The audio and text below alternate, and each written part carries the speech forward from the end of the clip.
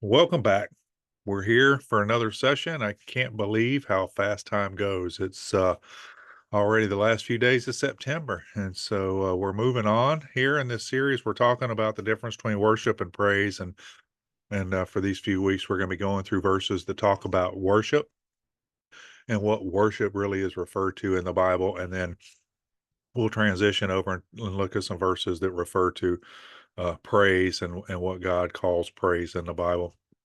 And as I've mentioned, I have concerns here why churches are referring to this music as worship when it's really praise. It's praise music. Some churches do recognize that, but still, in the service, they'll refer to it as the worship part of the service. And so, I just want us to understand that there's a difference between worship and praise. And when we come together to worship God, we should probably try to do it the way God wants. And so every week we're looking at a verse, and this week we're going to be looking at a verse in First Corinthians chapter 14. And this passage that we're looking at really is a passage that talks about the difference between order and chaos.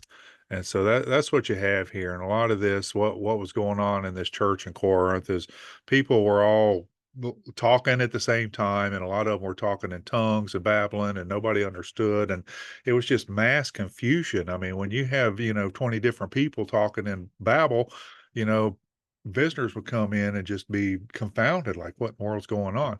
And so he's basically saying, let's not all do this, but let's one at a time preach to the people there so that there's not confusion. They don't think that you're mad and crazy. And so uh that's kind of the scenario here. Verse 25 of chapter 14 says, "Thus are the secrets of his heart made manifest." When we are coming together and prophesying, preaching, one by one, so that somebody can hear and understand the message, and that the Lord can um, impress upon their heart.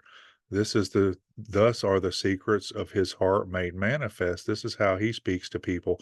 And so falling down on his face, he will worship and report that God is in you of a truth. And so this is really saying if you just all come together and babble and people are confused and confounded, they're not going to understand. They're just going to think you're mad and leave. But if you come together and somebody gets up and preaches, then God can use that to convict a person's heart, and the secrets of his heart will be made manifest. He will realize that he is a sinner in his heart, and he will fall down on his face and worship God. And so that's where this is coming from. And I was going to look this other verse, First Peter chapter 1. We have a similar situation here where God's talking about the difference between order and chaos. And so he's talking about, instead of acting like, your childish ways and being selfish and self-centered and confusing, let's come together, let's be controlled and reverent, let's preach the gospel.